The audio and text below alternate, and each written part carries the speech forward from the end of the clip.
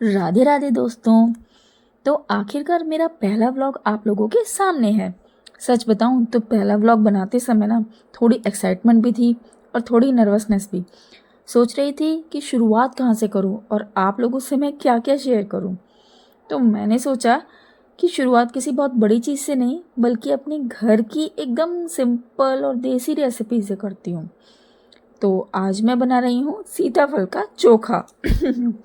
जी हाँ, वैसे तो मैं दिल्ली की रहने वाली हूँ, लेकिन पर्सनली मुझे ना बिहारी खाना बहुत पसंद है।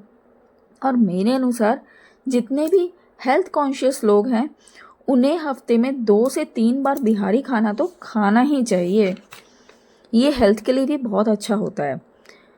कुछ रेसिपीज़ ऐसी होती हैं कि जिनमें ज़्यादा तामझाम की ज़रूरत होती ही नहीं है। मतलब घर में जो सामान होता है उसी से इतना स्वादिष्ट खाना बन जाता है कि बस पूछिए मत। वैसे तो चोखा भूज कर मतलब कि भून कर स्वादिष्ट बनता है, लेकिन सीताफल को भूनना नेक्स्ट टू इम्पॉसिबल लग रहा था, इसलिए मैंने उसको उबालना ही ठीक समझा। वैसे आप लोग ये सोच रहे होंगे ये बीच बीच में मूंगफली क्यों दिखाई जा रही हैं। तो मैं बता दूं कि ये मैं भून कर एक नमक लगा के एक शीशी में रख देती हूँ। वो होता क्या है ना, आजकल बच्चों के स्कूल में फ्रूट ब्रेक भी होने लगा है। तो जब कभी मेरे पास कोई फ्रूट नहीं होता तब मैं ये मूंगफली या फिर कभी कभी मखाना रख देती हूँ।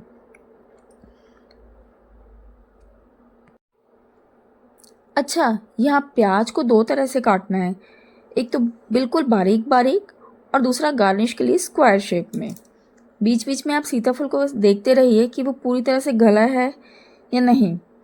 कुकर में भी वैसे आप सीटी लगा सकते हैं।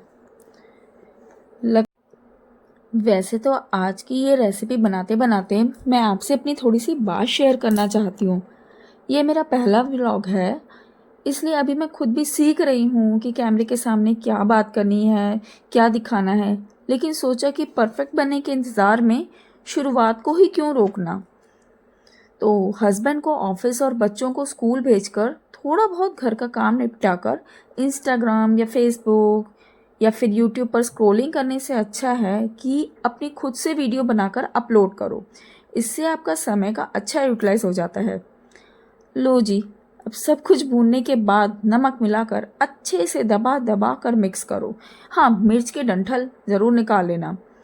तो ऐसे हाथ से मिक्स करने से ना चोखे का स्वाद उभर कर आता है।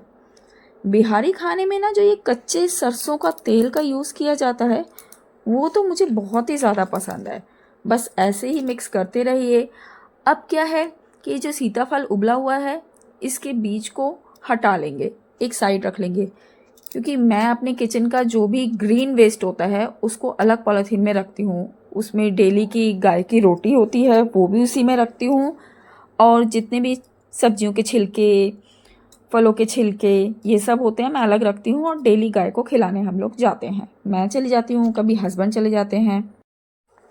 इससे गाय माता को भी हरा भरा चारा रोज खाने को मिल जाता है और हमारे दिल को भी बहुत सेटिस्फेक्शन मिलती है, जो कि हम कूड़ा में ऐसे ही फेंक देते थे। साग बनाया है, पालक, मेथी और सरसों की डंठल डंडियाँ, इतने सारे पत्ते वेस्ट हो जाते थे, पहले कूड़े में फेंकते थे। लेकिन अब तो मेरा रूटीन है कि मैं उसे अलग ही रखती हूँ और डेली सुबह को गाय को ही खिला कर आते हैं।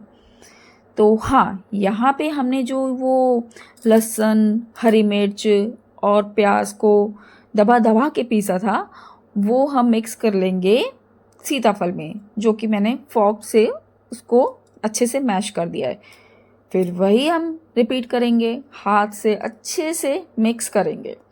अब जिस कढ़ाई में हमने सीताफल को उबाला था उसी में ही आधा चम्मच तेल डाल के थोड़ा सा जीरा, हींग और वो जो तैयार मिक्सचर था उसको हम कढ़ाई में डाल देंगे। ज़्यादा हमें भूनना नहीं है, बस हल्का सा मिक्स करना है। गैस को बंद कर देंगे, बस गरम कढ़ाई में हल्का सा घुमा घुमा कर उसको सेक लेंगे, बहुत ज़्यादा नहीं। इससे क्या है ना, हमने जो सीताफल उबाला है थोड़ा सा पानी पानी सा हो जाता है उसमें, उससे वो सूख जाएगा। बस इतना ही करना है।